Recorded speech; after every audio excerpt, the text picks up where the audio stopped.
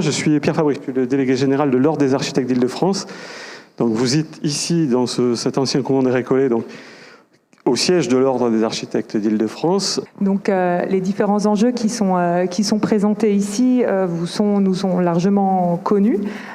C'est donc lutter, enfin les différents enjeux que l'on porte en tant qu'architecte urbaniste de l'État. Et donc on va intégrer un corps qui est le corps des architectes et urbanistes de l'État.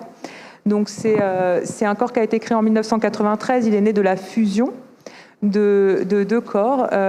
D'abord, d'un côté, celui des architectes des bâtiments de France et de l'autre, celui des urbanistes de l'État. Et donc cette fusion fait que nous sommes un corps interministériel. Donc on va pouvoir travailler dans l'un ou l'autre de ces deux ministères. En termes de prérequis, quand on le passe en tant qu'externe à la fonction publique, c'est-à-dire quand on n'est pas déjà agent contractuel ou en interne ou déjà fonctionnaire au sein de la fonction publique, peu importe laquelle, territoriale, hospitalière ou d'État. Donc si on est externe, on va attendre à avoir le diplôme d'architecte, soit des PLG directement, soit le diplôme d'architecte DE avec l'habilitation à la maîtrise d'œuvre en son nom propre. C'était plus pour vous donner un peu un panorama des types de sujets qu'il peut y avoir, des plus ou moins longs, des citations sur lesquelles on vous demande de réfléchir.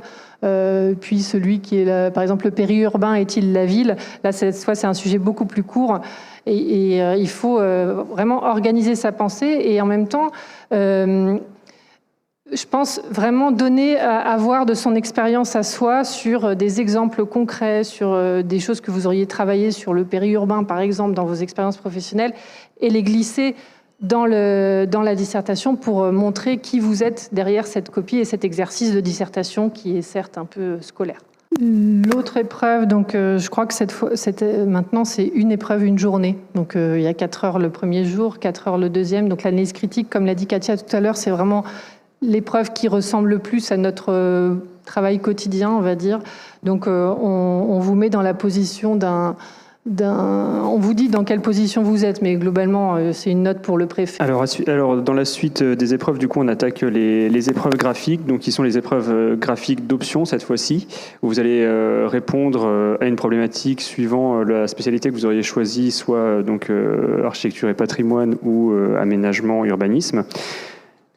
Les attendus pour ces épreuves-là, ou en tout cas les prérequis, les besoins à avoir de votre côté, c'est toujours les mêmes. La première chose, c'est effectivement se remettre au dessin à la main pour ceux qui sont peut-être un petit peu éloignés, ou en tout cas continuer l'exercice si vous êtes toujours là. Sur le profil, en fait, qu'on recherche, des AUE, donc il faut avoir effectivement en tête que on fait partie des services de l'État, donc on est dans un organigramme, on a une hiérarchie qui peut nous solliciter sur des sujets divers et variés, qui peuvent être métiers, mais au-delà. Et on a aussi des équipes en dessous, donc on a un rôle de manager, de délégation, d'articulation, de répartition du travail au sein d'une équipe, qui est parfois bien garnie, mais qui peut être aussi parfois très réduite. Les postes qu'on vous offre, alors c'est quelque part en France, donc là ces postes ils sont en France et donc à chaque fois c'est une grosse discussion dans les promos pour savoir qui prend le poste qui est tout au bout de la France. Mais en général on trouve toujours des solutions, les ministères ont toujours presque plus de postes que vous n'êtes nombreux, donc on trouve toujours une réponse qui vient et puis c'est aussi parfois l'occasion de bouger et d'exercer ce qu'on appelle des mobilités géographiques. Très rapidement, sur la vie professionnelle, la rémunération.